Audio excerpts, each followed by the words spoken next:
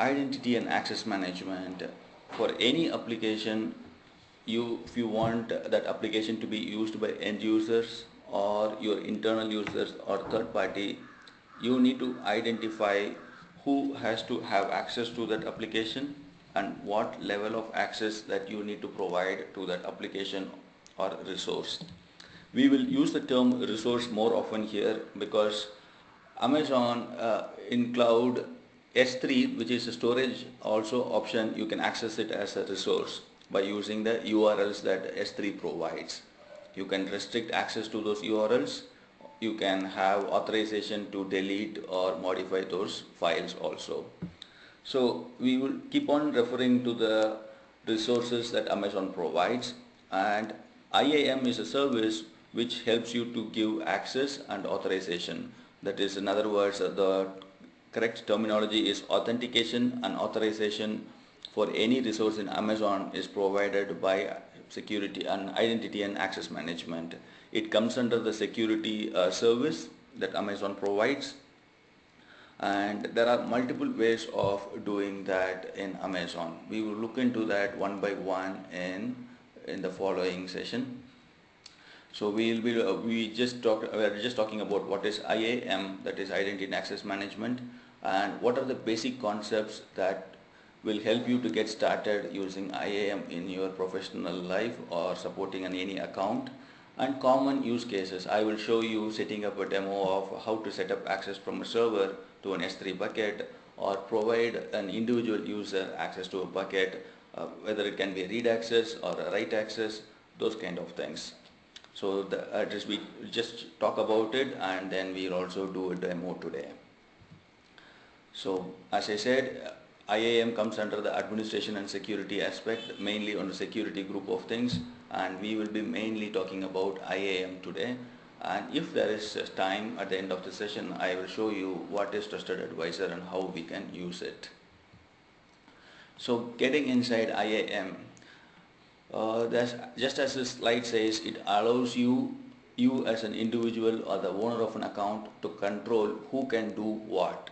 That is what basically IAM means. It gives you the control and you decide who logs in, who logs out, and who deletes things, who adds things and all those things.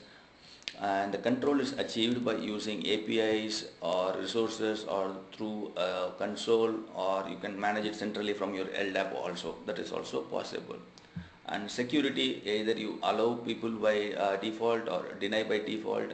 In Amazon, if you create a user, there are no privileges given to them by default.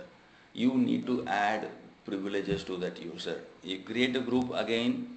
When I say privileges, let us talk more in common terms, permissions that you need to assign to that group. There is nothing by default anybody gets in Amazon. So that is what this line means, secure by default. You need to enable it if you want to give access to that user. And likewise, you can have multiple users, multiple credentials, and multiple permissions for each and every service in Amazon. For example, for S3 service, you can create a separate level of permissions for your one user. And when the same user goes to something like an Amazon RDS or database or a server, you can give a different level of permissions for that user. For example, like I take saying HR will use the S3 for distributing documents. So HR will have access to S3 uploading, editing, reviewing and all those things. But when the HR person comes and logs into an EC2 service or a database service, he will not have any access at all. His access will be, in other words, denied. So that is what we are talking about, individual security credentials and permissions. So each person have their own security credentials and different levels of permissions, which is very similar to what we do in a conventional environment. So in other words, IAM uses concepts that you are already familiar with. IAM has users, you can create users, you can create groups, and you can assign permissions to the users and groups. In AWS, when we are saying permissions, they use a term called IAM policy, because we don't have a ch mod that is in Linux world giving 777 permissions, which is like world read writable, whereas in Windows you have like authenticated users and administrator users and just general users. So you don't have anything like that. You need to use a policy to provide permissions. We will see later on how to use these policies to assign permissions to users. Then you have something called a concept called roles.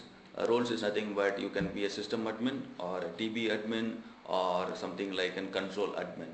So these are all the different roles that you can create. Generally it is referred to as IAM roles, and any user can assume that role. Like for example, a person newly joins to the team. Today he might be a console admin or a monitoring person. Slowly he will gain skill and will become a server admin also. So a user can have multiple roles over a period of time, and roles can also be assigned to AWS resources. That is, let us say you have a server and you want to give access to that server to connect to a database. That is an application you want to connect to a database.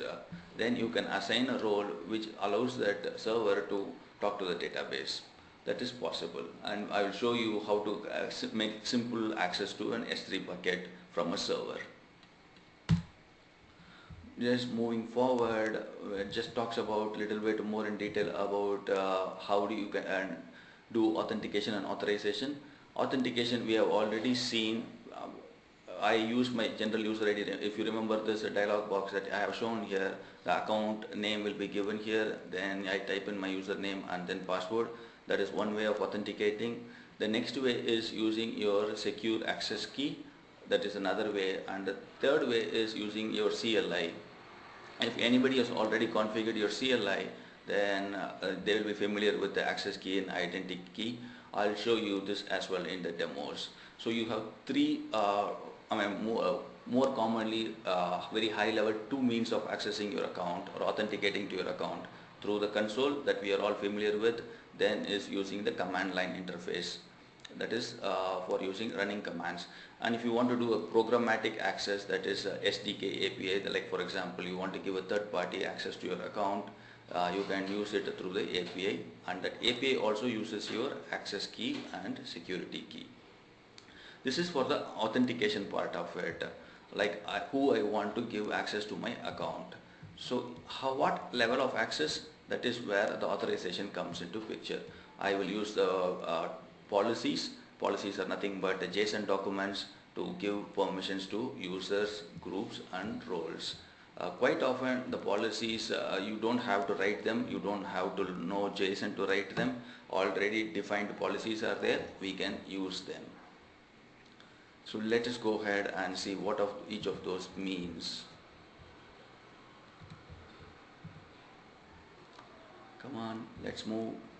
Okay, users, I'm not going to spend much time here. As you know, it is very simply what a person or a service can do and cannot do. That is what an user means in AWS, and it consists of three important aspects. That is a password or an access key, and if you have enabled multi-factor authentication, for example, somebody might be familiar with an RSA key fob.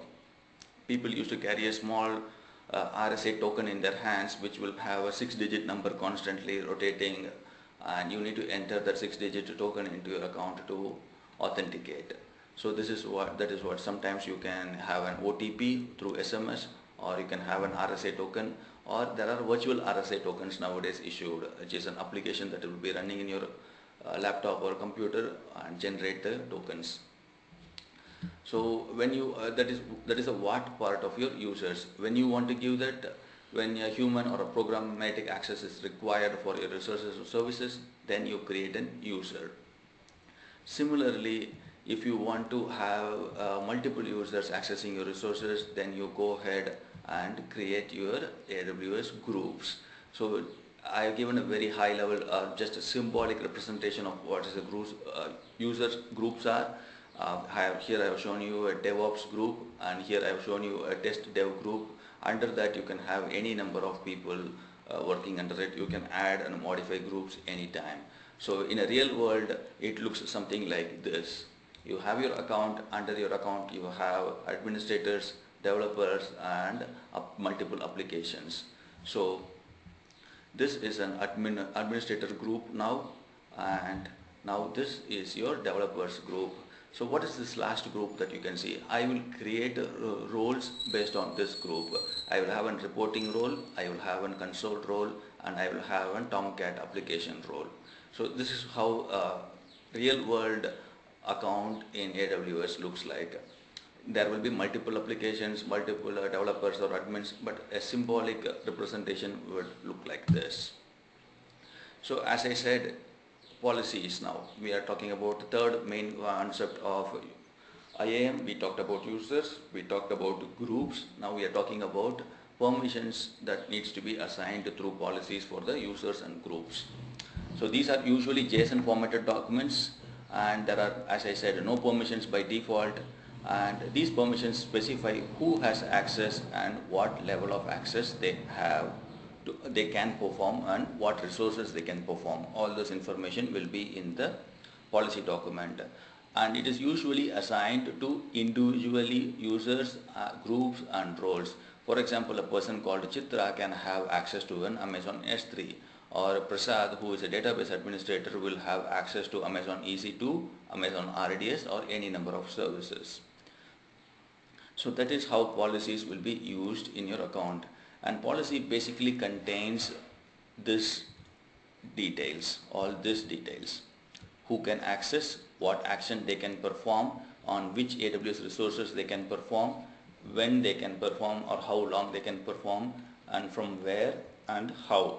So in this example I have said who is the person, the user named Chitra can perform get and put request on S3, and this is the bucket name. So if you have a specific, when I put a star here, that means I am giving access to this person to all the buckets in my account. If you don't put anything there, if you want to give a very specific bucket, then that person will be given access to only that bucket. And when I mention something like date, that person will be given access only to a particular date.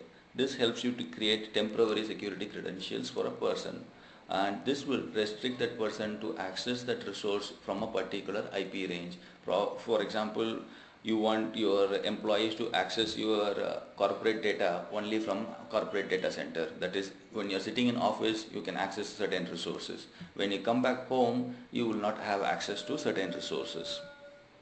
Likewise, if they want to use a multi-factor authentication, it should say A here, multi-factor authentication. This is not S. So these are the main concepts of policies. There are two types of policies that you can create. Let us see whether I have that here. One is inline policy and another one is custom policy. Okay, before going that, this is a sample policy document that we have for giving public read-only access to S3. So here I'm saying effect is allow, and principle is who I want to give access. And I'm putting a star here. That means everybody in the world can have these permissions to this bucket. So let us say this is my bucket name test demo bucket, and under that bucket I'm giving access to all the objects in my bucket, and this is action that I'm going to perform. That is get object. So anybody requesting for an image or file that is inside this bucket, so this action is being done and by all these people, and I'm allowing them to do that. This SID is nothing but a user-friendly description that you can use for a policy. So generally this is how a policy looks, and that is goes and resides in your policy document. So I talked about two types of policies, that is inline and managed. What it means is this inline policy is what you will write manually. That is, if you are comfortable with the JSON, you can go ahead and write your own. For example, if you want highly customized and heavily optimized policy for each user in your company, you want a policy very customized, then you go ahead and write your inline policies. And if you think that I don't want to do this, can somebody do this for me? That is when you get the option of managed policies. AWS, or in other words, Amazon itself has written very broad policies that can be reused by most of the people. Then you can apply that in your account. So that is when you choose the option of managed policies. So you don't need to know JSON, you don't need to modify it or edit the code. You just go to managed policies and see whether the policy that you are looking for is available in Amazon, and you can start using that. So when you use an inline policy, if you want to, you enforce a strict one-to-one relationship between your policy and principal, that is permissions and user in our case. So every employee, like you or a CEO of your company, wants to have more privileges than a general privilege, then you go ahead and create an inline policy which doesn't restrict that person to anything. And when you write an inline policy, that means that managing that policy, updating it, and all those things is on your head. You need to be very careful when you're writing the policy and when you're giving act privileges. So that additional overhead is there for the flexibility that you get for using inline policies. But when it is a managed policy, Amazon takes care of that, the central change management. That is what Amazon takes care of version changes. If a new service has been added, automatically a policy for that also will be created, and you can reuse the same policy any number of times without modifications. You don't have to copy the code and maintain the version of that code, and if something goes wrong, roll back it. You don't have to do anything. And another important part is this policy size. When you do an inline policy, there is a policy size, if I am not wrong, it is about 64 KB, I think. That is the maximum size of the policy document that you can have when you are using an inline policy. But if you do a managed policy, Amazon does not enforce any restriction because the policy is written by themselves. So these are the broad changes between, differences between inline policy and managed policy. Today's demo, I'll show you extensively how managed policy is more than enough for a normal user or a normal enterprise as well. So let us go ahead and see what is in the next slide. Okay, roles, very important concept. Quite often this gets used in professional deployments. An IAM role uses a policy, and IAM role does not have any credentials. That is, it does not have any user ID or password or any keys created. The keys that are necessary to communicate to other resources are created dynamically and on the fly. And one second.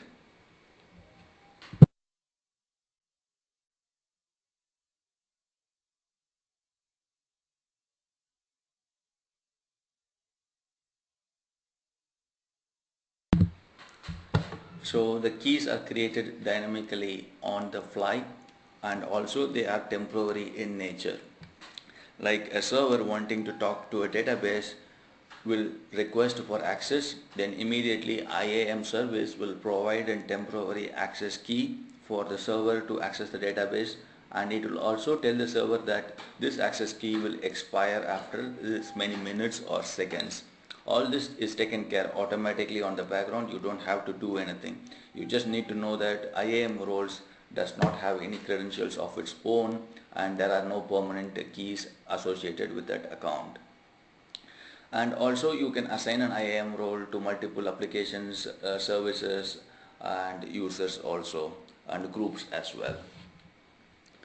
So broadly, let us say that you have written an IAM policy with certain amount of permissions that is to be given.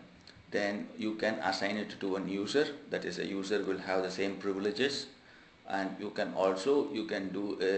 assign it to a group as well. So now the same permissions can be reused, as you can see, between a user and a group. Now you want to use that to a role? Yes, that is also possible. You can assign the permissions to a role also. Now you have a role with a certain permissions. What can I do with the role? You can assign that role also to an user, and likewise you can assign the role to a AWS resource also. So this is what I want you to remember in entire IAM class. You have policies. The policies can be used by users, groups and resources and roles. And how do you assign a policy to a resource? Then you can use a role for that. This is a broad-based, the entire session can be summarized by this one slide in my opinion. So let us go ahead and start doing our demo here. There is not much to discuss in depth in the slides itself, so I'm just going to go ahead and going to start doing the demo.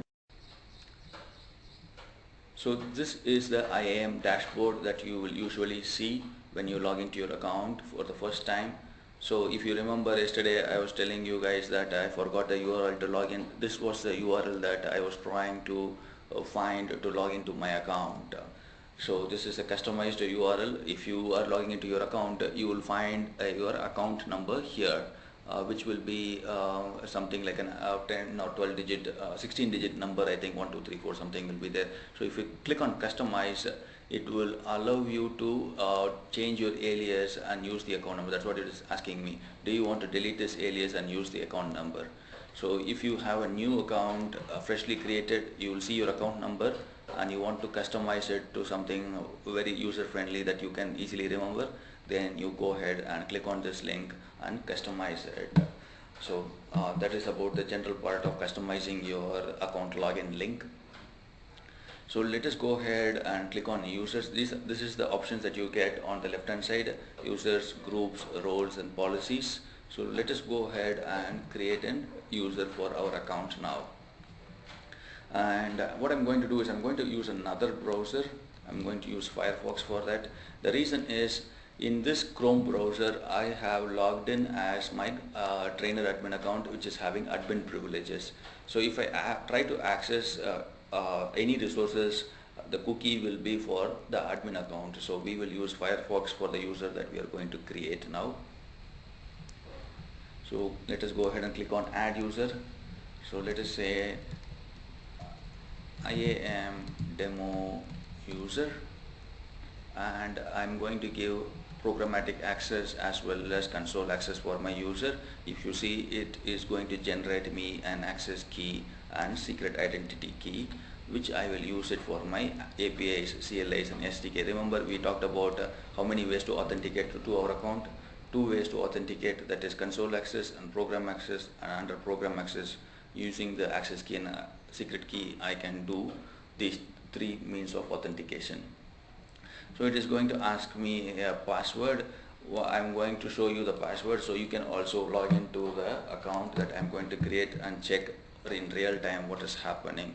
So I'm going to make it very simple. I'm going to use this itself, and I need to have a, remember it is showing me an error saying I need to have an uppercase character and a digit. So what I'm going to do is I'm going to change IAM. Okay, in the end, let us say give me an example, probably A1 at the end, IAM user A1.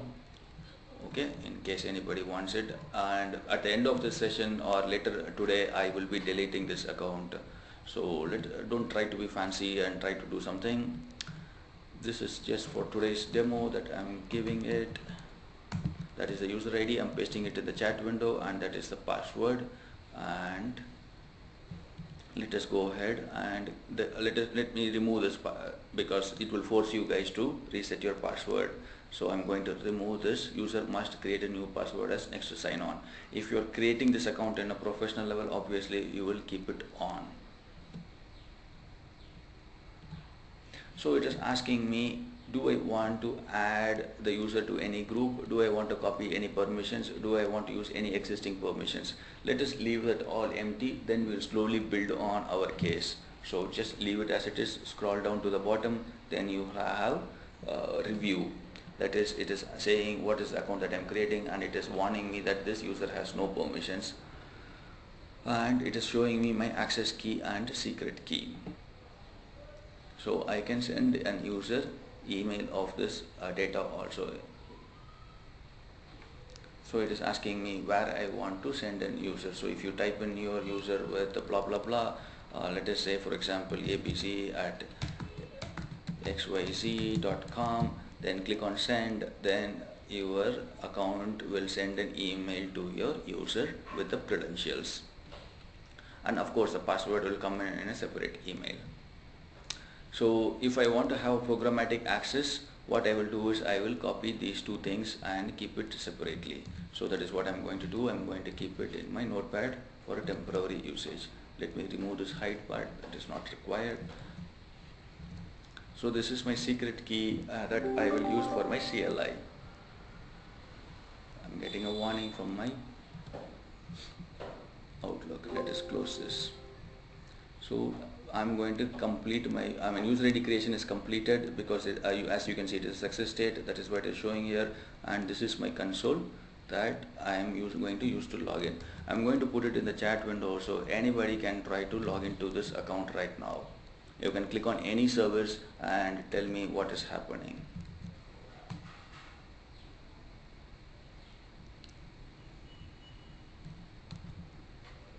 I'm just waiting for the page to open. I'm going to give my user ID and then my password. Guys, all of you are here so far following me? Good so far?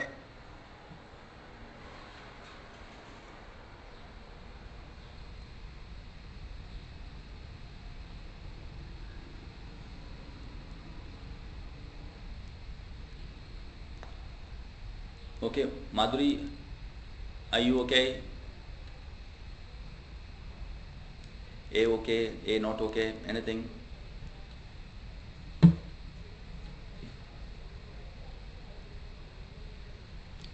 Okay, strangely and surprisingly, it has not even taken me to the console. Okay, good.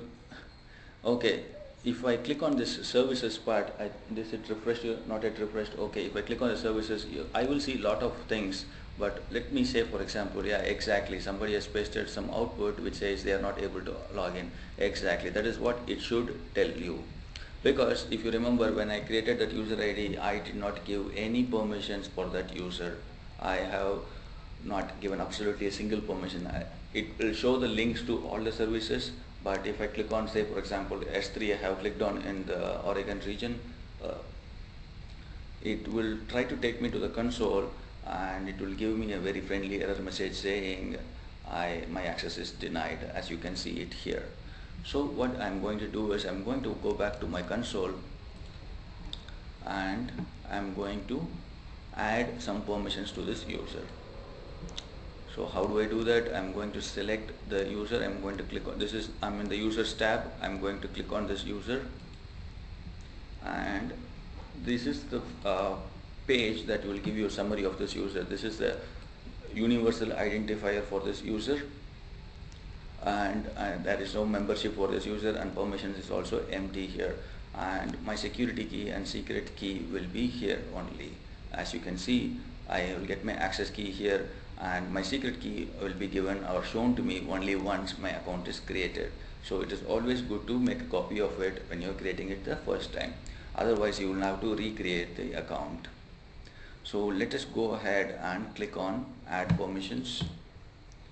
So as I said, I don't want to give permissions, I don't want to type any permissions of my own. So I'm going to click on attach existing policies. That is what we are doing now, is we are using managed policies. And it's listing me all the policies that is available and managed by AWS Amazon. That is all listed here. If possible, what I'm going to do is I'm going to type show me all the policies that is related to S3. So when I type S3, it is listing me 3 policies which are relevant to S3. So initially I'm going to give this user a read-only access for S3. So I'm going to click on this policy, click on review, and click on add permissions, and that's it. I have given permissions for this user. You don't have to know JSON. We did not read any code, we did not write any code, we did not worry about commas, semicolons or anything. I'm going to go to my Firefox browser. I'm just going to duplicate this window because the first window it shows access denied. I'm just going to paste it in my next window, and let us see what happens now, whether I can go to my buckets, whether it is listing all my buckets or not. Let us see what happens. It is searching, it is spinning, and it is showing me all the buckets that is in my account. If you remember, we created all these 3 buckets yesterday, 2 buckets at least yesterday, and I created one more bucket for storing my logs.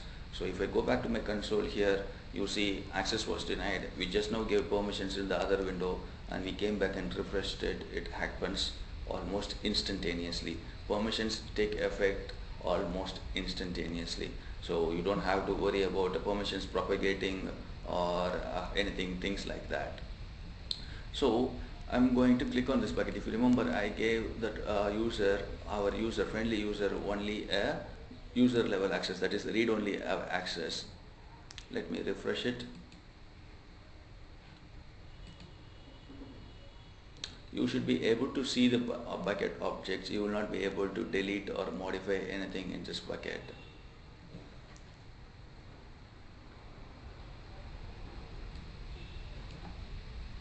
Okay, something is wrong. Let me try another bucket.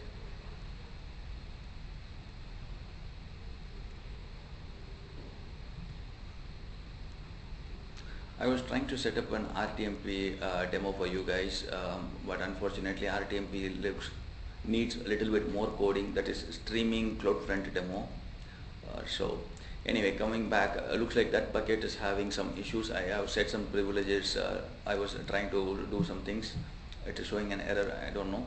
But the fact is I'm able to see all the objects here. So if I click on this object and let us say I want to delete this, let us see if I have delete access. Interestingly, it asks me whether I can delete it. Let us see whether it is allowing me to really delete it.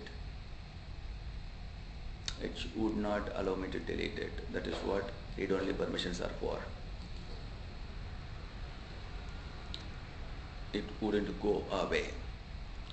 So in other words, I will not have any permissions to modify any of these objects, deleting them, moving them, or anything. But if this object is universally, that is world rewritable, if I click on that, I should have access to view all the properties of this object and take a note of it. I cannot change anything in this objects or in this bucket. That is what read-only permissions are.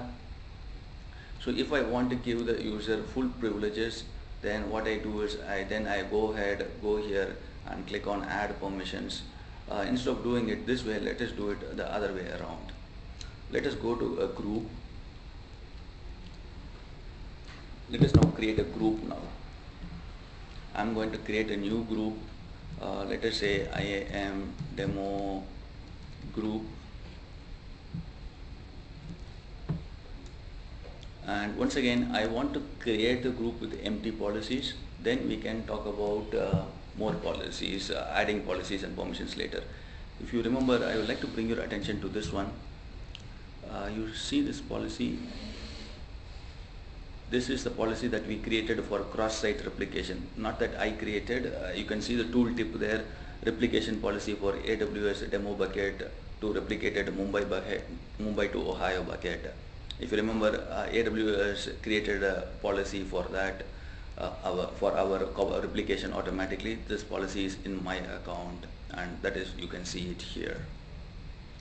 The reason I wanted to show it here is your policy also gets listed here, and if you want to reuse your policy, you can do it that way. If you write your inline policies, that will also be listed here, and you can reuse it if you know its name. And there is also a limit of number of inline policies that you can write. For our group that we are trying to create, we will keep it empty. We'll go to the next step and click on create group. And if you remember, I have not added any users also to that group as of now.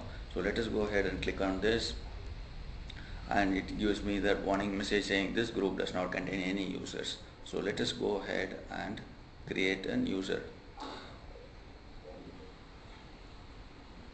Add a user, I'm sorry. I'm going to add this demo user to my group now.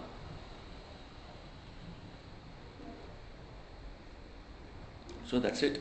You can do this programmatically. You can do this through a console also.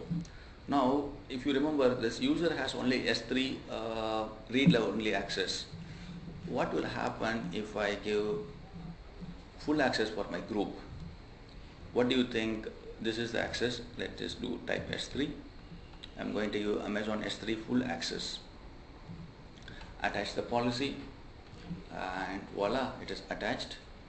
So anybody want to make a guess on what will be the privileges now for the user now here?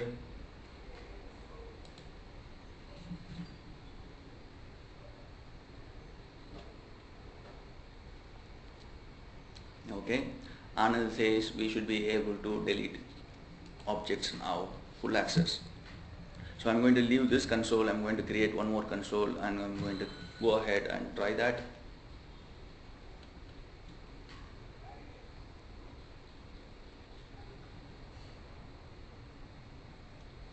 I'm waiting for the objects to load. You can see the spinning wheel here. I'm going to delete on the 404. Go ahead and click on delete, and it's asking me, are you sure destructive operations? Let us see any progress is successful or anything. One success, as you can see, and here also it has disappeared. So this is how we provide users and groups permissions, or in other words assign policies. Now we talked about three important concepts, that is users, groups and policies.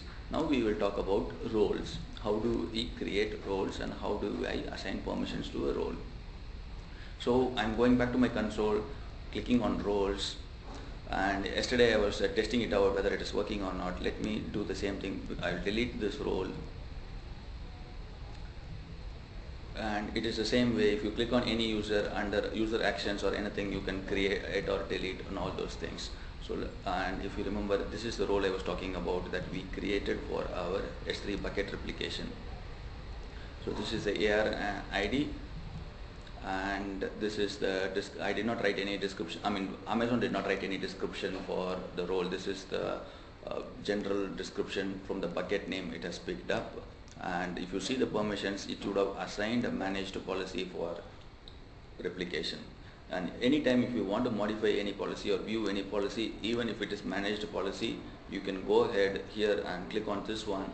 It will show you the JSON code. If you are not worried about reading JSON code, you can go and click on this to read it. And remember what I told you about action and what effect it want to take and what resources, that is what it means. Remember the who, what, when I showed you. This is what the statement is all about. Anyway, this is for advanced level of IAM management. Let us leave this empty. We will go ahead and create our fresh role that we wanted to do. What I'm going to do is, now I'm going to create a server and try to access my S3 bucket from my server.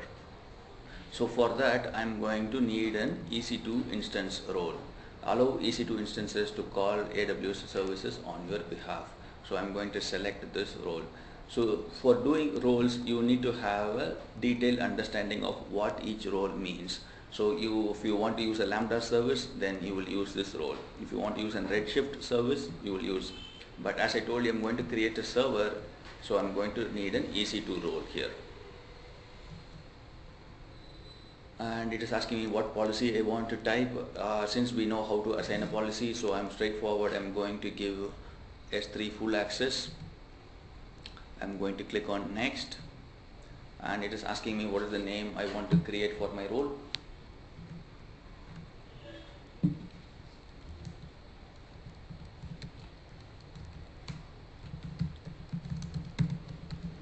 An user-friendly name, and I'm just going to add it to here.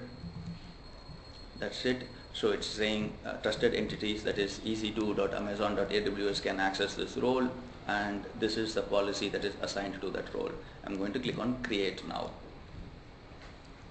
So that is it. As soon as this wheel stops spinning, we have created our role, and our role is ready for usage. As I told you, if you want to know anything about your role, click on that role name, and you will have your description here, AR, and here if you want to use it somewhere else, and the policies that are attached here. Trust relationships, meaning who is given access, that is who or all can access this role. I have given it for EC2 Amazon, that is this is a managed role. I mean, I have given permissions to this. And access advisor is like who has accessed what. Let us see now. As of now, it is not accessed in the tracking period. That means that this role has not been used by any resources anytime recently.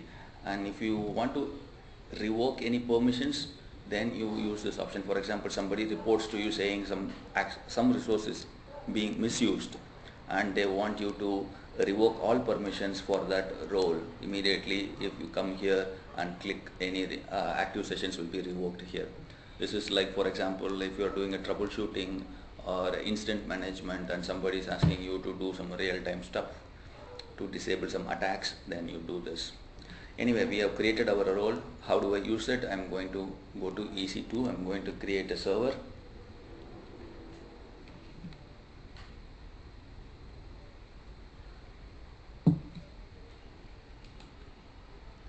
I'm going to launch an instance. For quick demo, I am going to use Amazon Linux. Then if time is there, I will try to show you with Red Hat Linux, because Amazon Linux comes pre-installed with AWS CLI, and I want to use some commands with AWS CLI. I'm going to use the default configurations. I'm not going to change anything there. I'm just going to say assign a public IP so we all can connect to it, and I'm going to choose a public availability zone 1. This is the most important part here, IAM role. It is asking me what role I want to use to start this server. So in my account I have only one role for this region, for this access. The replication access will not show here because EC2 has not been given provision for that. Remember, I told you here trusted entities or trusted relationships, only EC2 is given access here. So that is why it is showing only this role, not the replication role. For replication, S3 only will have access. So that's it. I'm going to go ahead and start my server. Let me check. These are all fine. Let me create a name, friendly name. Do I have it here? Okay.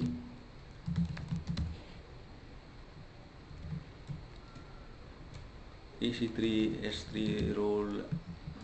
I'm going to say access instance. I'm going to make it demo as well. So I'm going to say if there is an existing security group which is giving me SSH access, I will use that. It is already there. Click on launch. Don't worry guys, next session is going to be EC2, and I am going to show you what all these tabs are, what is the importance of these things, and how to launch your own servers. People who can already launch their servers, awesome. If you don't know how to launch your server, don't worry, tomorrow we are going to see that. Okay, my server has been launched. So this is my server is getting launched. This IP address, this is the private IP. It will change to a public DNS anytime now.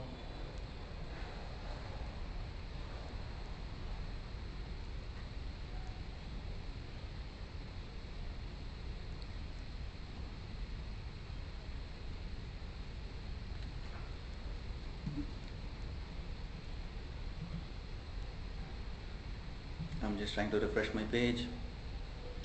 So we have got our DNS name for logging in. I think I should have not given permissions in the beginning so that we can check it working before and after. Do you want to do it that way? We will revoke the permissions. Quickly tell guys yes, no.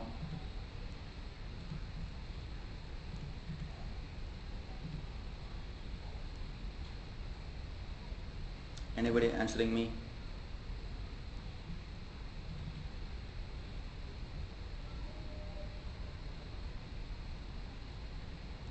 Come on.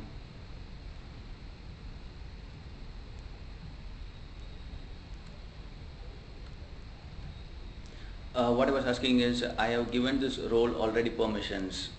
So do you want me to revoke the permissions, test it whether it is working or not, and then give permissions again?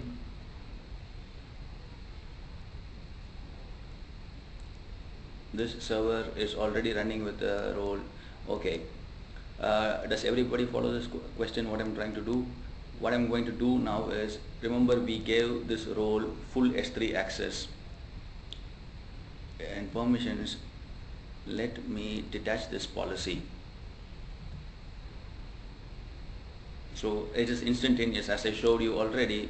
Policy changes are instantaneous, that is permission changes are instantaneous. So the server is not having any access right now. So if I do something like AWS S3 ls, remember the S3 commands that we talked about, that is what I'm using now to access S3. So let us see what happens. It says an error has occurred while calling the list buckets option, access denied. Obviously that is what it should show, because we have not given any permission for this role that the server is running. So I'm going to go to my account again. I'm going to attach a policy. Come on, S3 full access, attach policy. Okay, again I have attached the policy. I'm going to go to my server and going to execute the same command, AWS S3 ls. It takes more time, that means it is working. You can see the 3 buckets that is in my account is visible now. So this is how you give a programmatic access to your AWS resources, to one resource to another resource. In other words, from EC2 you are connecting and talking to S3 without any access. Like if you want to configure AWS, you will type this command and it will ask you your access key. Remember, we copied our access key but we have not inputted it here. I'm going to leave it empty. I'm going to give my access key also empty. The region I'm going to specify Mumbai. That is not giving permissions. I'm just specifying the region AP-South-1. I'm going to default output. So don't think that I'm given anything specific. So you can see that I can access my bucket. So what I can do is AWS S3 ls S3 : this, what is the bucket name? So this is the bucket that I want to list all the objects in this bucket. So if you have noticed my screen running fast, no? Okay, I'm just going to scroll up and it shows all the objects that is in my bucket. And I can do a copy command also. Say for example, I want to copy this object to my temp folder. So let me move on to my temp folder, cd/temp. Windows guys, don't worry about it. I'm just going to show how to copy a file from S3 bucket to a local folder. There are similar commands available in Windows also. If you don't want to do that, you can use the GUI to do that. What I'm going to do is AWS S3 CP and S3, I'm going to give the source and destination. That is what all copy commands is all about. Let me copy the entire thing. Okay, before doing that, I just want to show you temp is empty. As of now, I don't have any files in temp. So if I copy successfully, we should be able to see the object working. I mean the copy command working.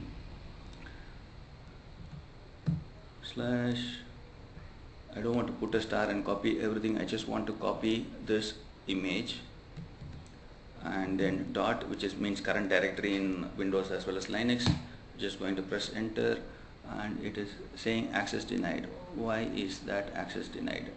Okay, remember S3 demo access logs, that bucket. Did I give any, guys, did I make a mistake? That anything that you can identify quickly? Download file, just give me one moment. It should have worked. I just want to check S3 full access. Yeah,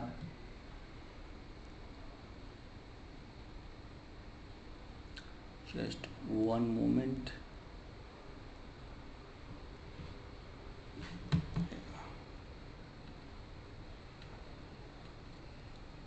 Let me try another object.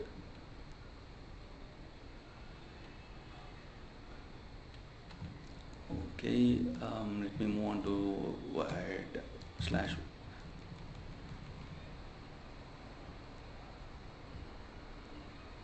Okay, I understood. I'm just moving to root user.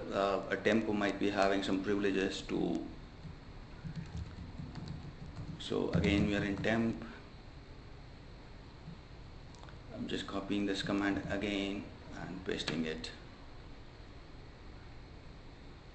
Oh, what is this error now? 404. Interesting.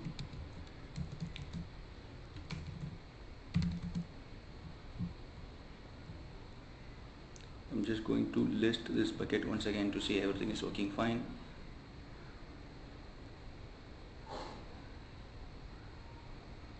Yes, the bucket region. Remember I said the bucket region, yeah, obviously it asks for the region to be correct. AP South 1.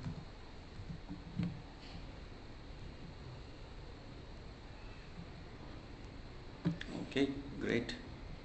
Let us try to copy that again. Oh, I made a bigger mistake somewhere along the line. Download failed, S3 to an error occurred when calling get object. I can't figure out why. Let me try to put a command here.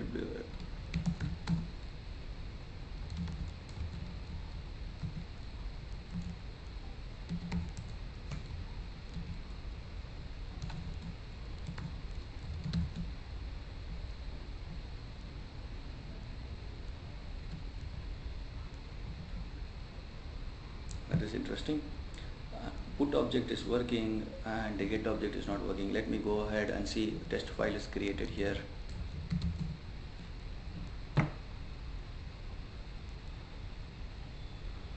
Okay. Okay, for some reason get operation is not working, put operation is working. As you can see, I'm able to write to this bucket, but I mean, it is something wrong with my bucket, guys. It is not the policies or permissions, something set up this bucket that is causing this problem. I'll look into that later, but that is how we do it. Let me try to access some other object.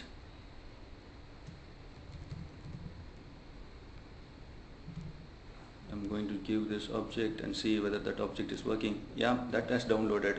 If you remember, I was playing around with the permissions of those files. If I do ls-l, I can see the logs file has been downloaded from my bucket to my temp folder.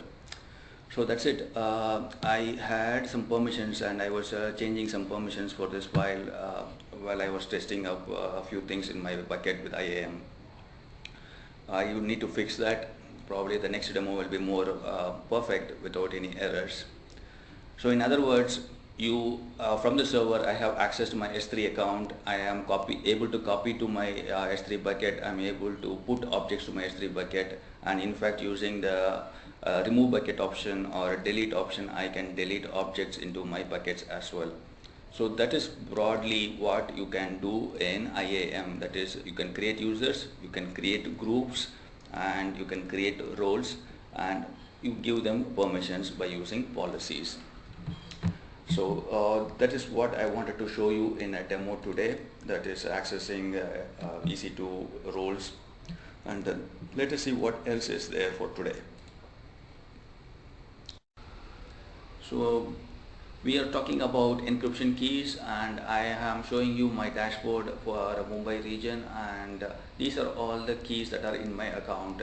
As you can see this nice logo here, that means that this is a key Amazon itself provides for me for using in AWS EBS service, and the three keys that you see above that are custom keys that I tried to create and succeeded. For example, you can see the status for the first two keys, that is EBS encryption key enabled, and also the AWS S3 encryption key that I created, that is also enabled. And this is another test key that I created and it is pending import. That means that I have not completed creating this key properly.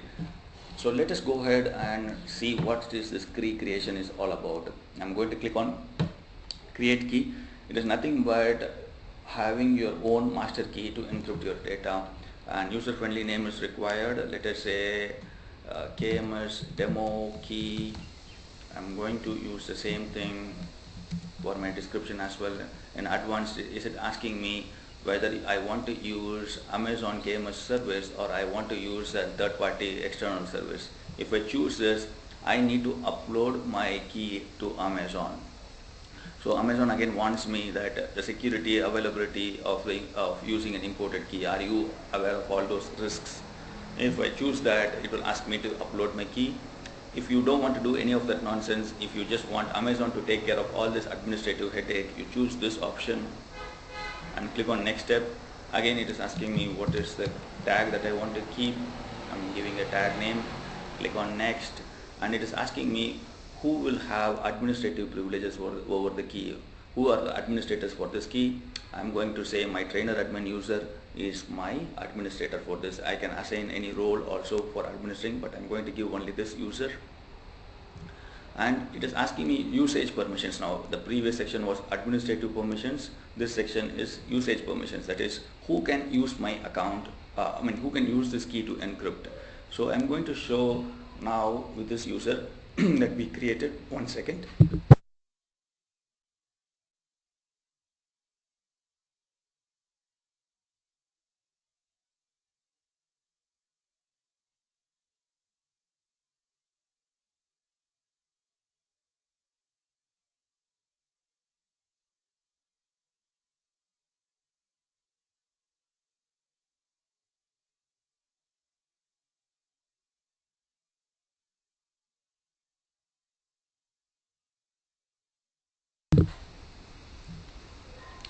Okay, so this is the usage option, like saying which user can use this, which user cannot use this. I'm chosen both these users.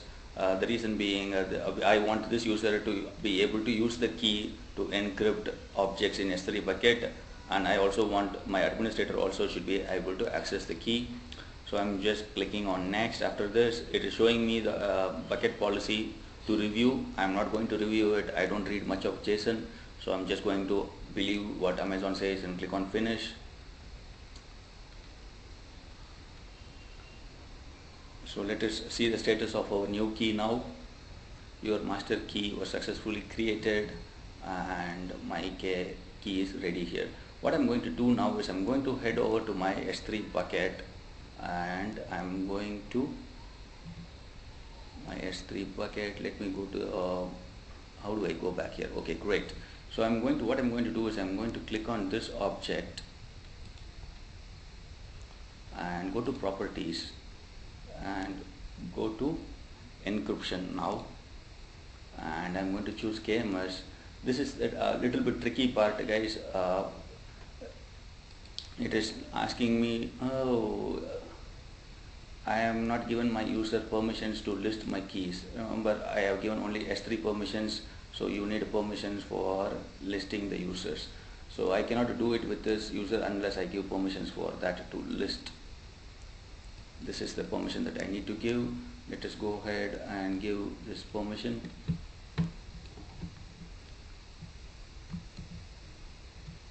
So what I do is I go here. Where is our group? IAM demo group, permissions, attach policy. Let us say what does KMS has here.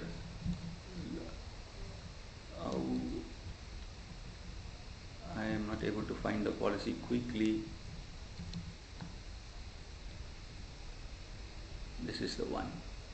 This is the one we are talking about. AWS, a key management service provider.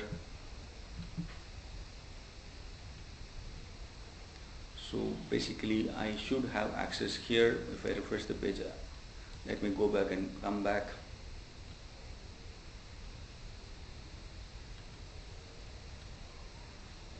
Am I going too fast? You are guys able to follow me what I'm trying to do here?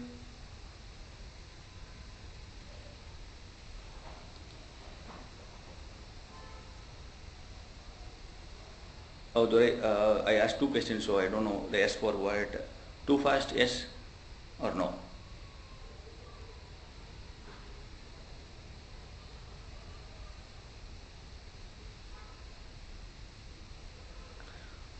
Okay, just a quick refresher. What I did was okay, Ture, thank you. What I have done is I have created my own key and I'm trying to encrypt an S3 object with my key. That is all I have done. All the steps that I have done in the encryption field is to create a key and make sure that the key is successfully created, and I also enabled my group to view that key and use that key. That is, I went to IAM demo group and I have given them permissions to use this key. So I'm just going to show you the policy which I was looking for. This is the one. Oh, list aliases is not there. Oh yeah, it is there. You see, this is the permission that I was looking for. KMS list aliases. and you see the policy has something like list star, that means aliases will also be having permissions. So I will go ahead and click on this object in my bucket and try to see if I can encrypt the keys. Luckily I should have my keys here. If it is not there, then I need to search my ARN. It is still showing me an error. It has not propagated still, I think the permissions, that is strange. In other words, let me log into my admin account only to do it quickly.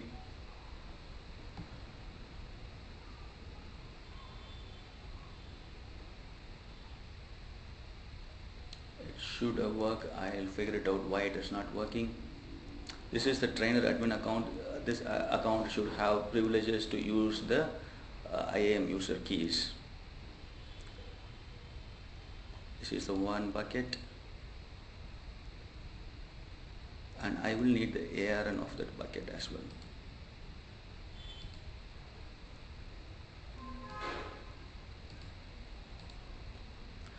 Okay, it unfortunately it doesn't show me the user friendly name. It needs to know the ARN, and I can find the ARN for my key if I go to my IAM role. If I go to my encryption keys, this is where the programmatic access comes into picture, guys. You need to use things from your programmatic access, means you need to know the ARN number. ARN nothing but stands for, let me open another notepad and type it. It is Amazon resource number. That is what ARN means. This is Amazon resource number. So each key has an Amazon resource number. This is the key ID, that is not the resource number. If I click on that key, you see this big alphanumeric ARN, service and region and the ID. This is what I need for encrypting my object. So I go here and not here, I go here and type this here to search. It will list me exactly that key, and when I click on save, it will be encrypting with my key. If I click on overview, from encryption it will say AWS KMS now. That is how I do an encryption for my objects using my custom key. If you want to do encryption with any other key also, you can do that. One more thing I can show you is I can go to users. Okay, if I log in with this user and create a key with this user's name, and that user will also be able to create his own encryption keys, then if you go to the console, you will be able to see that user's keys for encryption. This is a master account, and there are list permissions is not allowing even the user permissions also. I'll figure it out later, but anyway, that is what I wanted to show you here. Let us go back, and I wanted to show you one more thing today. That is trusted advisor. Trusted advisor is basically this one. Right. Yeah. Hello, sorry to cut you. Regarding the key, I mean, you assign the encryption to the object. So, is it the normal scenario like whoever tried to access that particular object in the bucket need a key to access it? This is From encryption. outside? If you're able to see my screen, this is encryption at rest, and okay, sorry. This is use encryption to protect your data while in transit at rest. That means that Amazon uses encryption while the data is moving from your laptop to data center and while it is sitting in the data center. What in other words means is when a user is requesting, he doesn't have to provide any key to view that. Amazon will decrypt the data and send it to the end user. Oh, okay.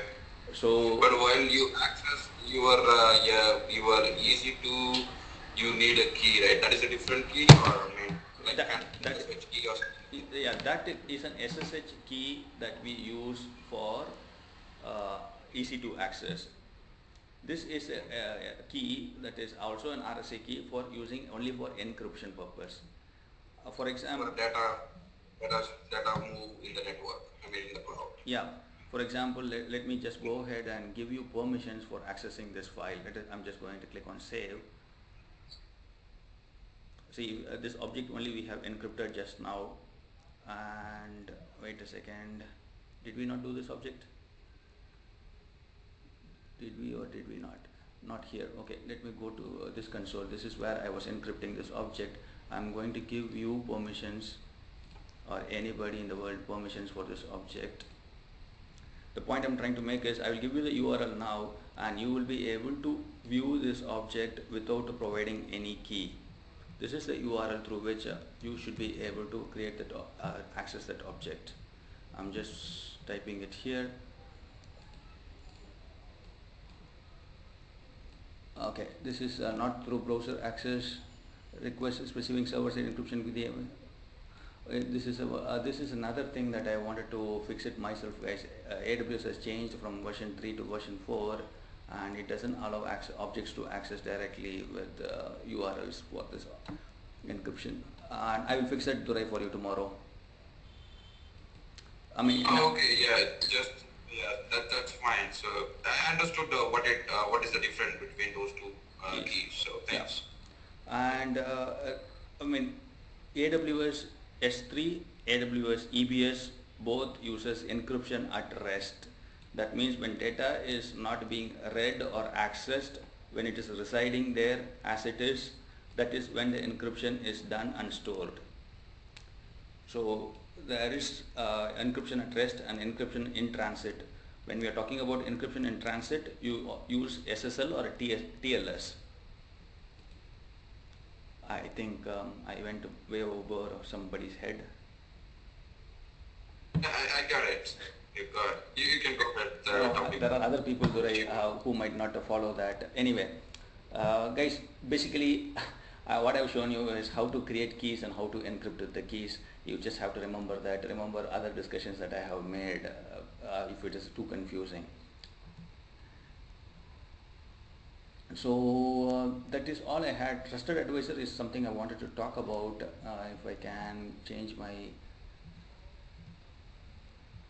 go to console. This is nothing much to show here in trusted advisor, in my opinion. If your account is running for a very long time, it helps. But if your account is a very new, trusted advisor can do only certain things. Basically, Amazon looks at your account for these 4 groups. That is cost optimization, where you can save cost. Amazon will recommend that.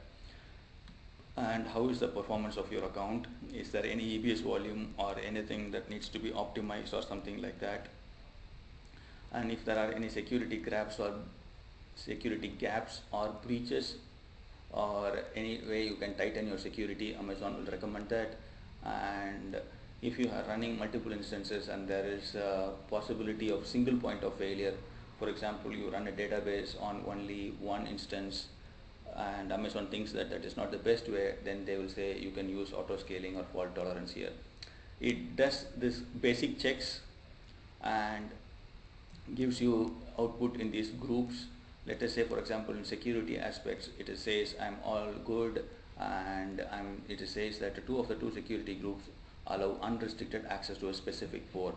What it means that is I have given port 22 to be accessed from anywhere in the world for these 2 security groups, and Amazon says that is not a best practice. Try to restrict your port 22 access. Whereas when I come to multi-factor authentication, it says my root account is not enabled for multi-factor authentication and it is vulnerable. That is what this group says. So it is very user friendly, and IAM, if you see, I am all good here. At least one IAM user is created for this account and I am accessing the account with an IAM user. So it says I am all good there, and I have not hit my service limits for it. If you remember, I keep telling you, for all services there is a limit. For EC2, for AP South 1, I start a maximum of 20 instances, that is reserved instances, and VPCs I can start a maximum of 5 VPCs in that region. Currently I am using only 1. So if I are already hitting this limit, or if I know what is my current usage, I can come here and check it out. If you want more detailed analysis, Amazon says pay for me and I will do you more service. That is what this means. If I click on upgrade, it will ask me what are the options to pay, and I can get more detailed analysis done in my account and it will show you. So sometimes your customers comes and asks you what is my cost optimization that I can do in AWS. Then you go to the Trusted Advisor dashboard and see whether any option is listed here.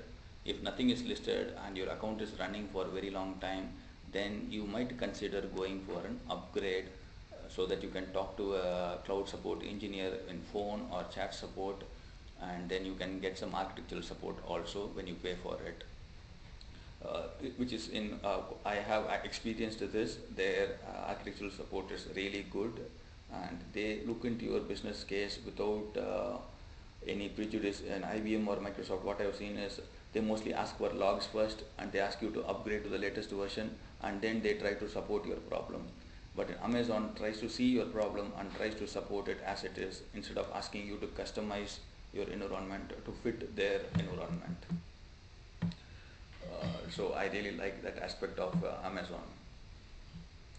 So this is what a trusted advisor does, and it helps you to find better ways to improve your cost and security and architecting skills also. So that is it from me for today. We have talked about IAM, users, groups, roles, policies, and we touched upon keys and trusted advisor. I understand keys is not very easy to understand. If you are not understanding it, that is okay, because usually encryption is taken care at the application level. Application uses encryption and decryption. As mostly a cloud administrator or an engineer, you will not do that. You will provision the environment, manage the environment. You can advise them with cloud trusted advisor, but you will not tell them what encryption key that they should use, whether it is AWS encryption key or custom encryption key. You don't do any of those things. So if you didn't follow that, leave it. Just remember that Amazon provides you an option to encrypt data, and the data can be encrypted in EBS, S3, and that is called encryption at rest. There is one question for that. That is why I keep on using the word encryption at rest. And that question happens in the exam, not in the interview. Because I have seen quite often interviews itself are not very clear on the encryption concepts. So that is all I have to ramble about for today. If you guys have anything